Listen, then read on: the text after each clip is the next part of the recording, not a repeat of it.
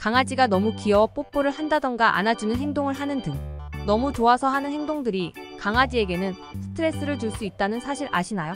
계속해서 싫어하는 행동을 하면 스트레스로 인해 질병에 걸릴 수도 있는데요. 오늘은 강아지가 싫어하는 행동과 이유에 대해 알아보도록 하겠습니다. 첫 번째, 샤워를 자주 하는 행동. 강아지의 경우 샤워를 자주 하지 않아도 자신만의 방법으로 스스로 청결을 유지하는데요. 산책을 다녀오고 너무 더럽거나 많이 꼬질꼬질한 상태가 아니라면 강아지를 너무 자주 씻기지 않아도 상관없습니다. 또한 주의사항으로 씻겨줄 때는 향기나 향료가 들어간 제품은 최대한 피해주는 것이 좋은데요.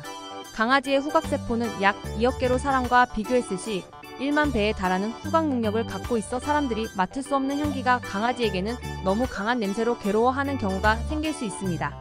샤워가 끝난 직후 이불에 몸을 비비거나 괴로워하는 행동을 보이면 냄새 때문인 이유가 많으니 샤워용품을 교체하는 것을 추천드려요. 두 번째, 코에 뽀뽀하는 행동. 사람들은 귀여운 아기를 보면 뽀뽀하는 행동을 자주 하는데요. 강아지에게도 너무 귀여워 애정 표현으로 뽀뽀를 하고는 합니다. 하지만 이런 애정 표현조차 강아지에게는 스트레스를 주는 행동으로 이어질 수 있는데요. 주인의 손길을 좋아하긴 하지만 강아지가 피하지 못하게 얼굴을 붙잡고 뽀뽀를 하는 것을 정말 싫어한다고 합니다. 연구 결과에도 나온 사항으로 강아지가 좋아하는 보호자라도 움직이지 못하도록 붙잡고 머리나 코를 만질 때 심장 박동이 증가하며 스트레스 증상이 나타난다고 해요. 이러한 이유는 자기가 원하지 않을 때 다가오는 사람을 피하기 위해 본능적으로 몸을 피하려고 하는데 이런 행동을 못하게 하여 극도의 스트레스를 받는 것이라고 합니다. 이런 상황이 자주 반복되면 강아지는 공격을 해서 탈출하는 경우도 발생되니 애정 표현을 할 때는 얼굴을 붙잡지 말고 자연스럽게 하는 것을 추천드려요. 세 번째, 이유 없이 혼내는 행동. 외출을 하고 난 뒤 집을 들어오면 강아지가 소파를 물어뜯거나 난장판으로 만든 경우가 있을 텐데요. 일이 끝나고 스트레스를 받고 왔는데 지저분한 집안을 보면 강아지한테 소리를 지르거나 화를 낼 수밖에 없는 경우가 있습니다. 하지만 강아지 입장에서 보면 자기가 어떤 잘못을 했는지, 보호자가 왜 화가 났는지 이해하지 못하는 경우가 많아요. 자신이 어떤 잘못을 했는지 모르는 상황으로 혼나게 되면 강아지는 주인이 갑자기 화를 내는 것으로 인식하게 되며 부정적인 감정을 전달받아 스트레스를 받게 될 수밖에 없습니다. 그렇다면 강아지를 혼내야 하는 상황이 다가온다면 어떻게 해야 할까요?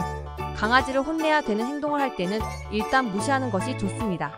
예를 들어 소파를 물어뜯고 있을 때는 관심을 주지 않고 물어뜯지 않을 때 간식을 주거나 놀아주는 행동을 하는 것이 좋은데요. 이런 행동을 꾸준히 이어서 해주면 문제 해결에 도움이 될 수 있습니다. 네 번째, 산책 때 빠르게 걷기만 하는 행동. 강아지에게 있어서 산책은 다른 강아지와 교감을 하고 사회성을 기르며 자신의 영역을 표시하며 스트레스를 푸는 가장 좋아하는 시간 중 하나인데요. 산책을 오랫동안 하지 않거나 시간이 없어서 빠르게 걸으며 산책을 하게 된다면 강아지는 어떠한 행동도 하지 못해 스트레스를 받을 수 있습니다. 사람 입장을 예를 들면 오랜만에 맛있는 뷔페를 갔을 때 빠르게 구경만 하고 나온다면 어떤 감정을 갖게 될까요? 산책을 할 때도 강아지가 주변에 냄새를 묻히면서 즐겁게 놀 수 있도록 천천히 산책을 해주는 것이 좋으니 평소보다 느리게 걸으시는 것을 추천드립니다. 다섯 번째, 일관적이지 않은 훈련. 사람과 강아지는 의사소통이 불가능하기 때문에 어쩔 수 없이 훈련을 통해 소통을 할 수밖에 없는데요.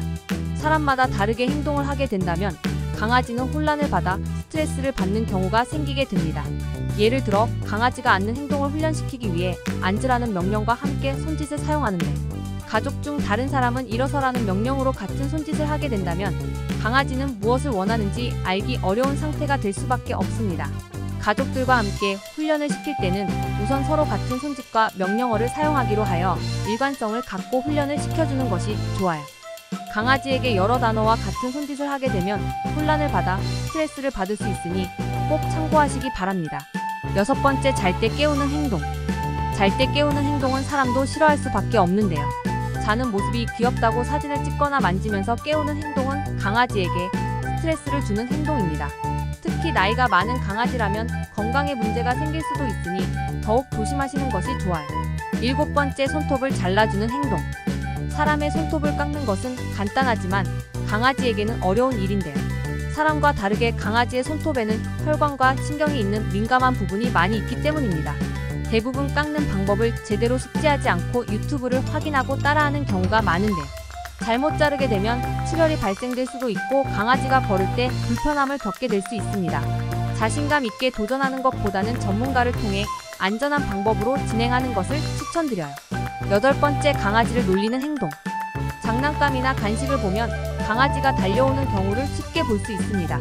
하지만 이런 행동이 너무 귀여워 강아지에게 장난을 치고 싶은 마음에 간식을 줄 듯 말 듯 놀리는 듯한 행동을 하신 경우가 많을 텐데요. 이런 행동은 강아지 입장에서는 스트레스를 받을 수밖에 없는 행동입니다. 또한 보호자에게 신뢰를 잃기도 하는 행동인데요. 간식을 이용해서 강아지를 약올리게 되면 추후에 간식을 보상으로 주는 훈련이나 행동을 할 때 간식에 대한 반감이 생기게 되어 효과가 없을 수 있으니 자제해주는 것이 좋습니다. 9번째, 습관에서 벗어나는 행동.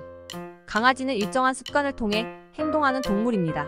정해진 시간이 되면 밥을 달라고 짖기도 하며 산책을 가는 시간이 다가오면 문 주변에서 서성거리는 행동을 할 때가 있는데요. 일정한 시간을 정해놓고 살아가는 것이 무슨 일이 생길지 예측할 수도 있어 정서적인 건강에도 도움을 받을 수 있습니다. 하지만 매번 저녁에 가던 산책을 갑자기 아침에 가거나 시간에 큰 변화가 생긴다면 강아지는 혼란을 겪으며 스트레스를 받을 수밖에 없는데요. 큰 차이가 아니라면 상관없으나 일정한 시간에 산책을 가고 밥 먹는 것이 좋으니 참고하시기 바랍니다. 10번째, 옷을 입히는 행동. 강아지에게 맞는 옷을 입히면 너무 귀엽고 재밌는 경우가 있는데요.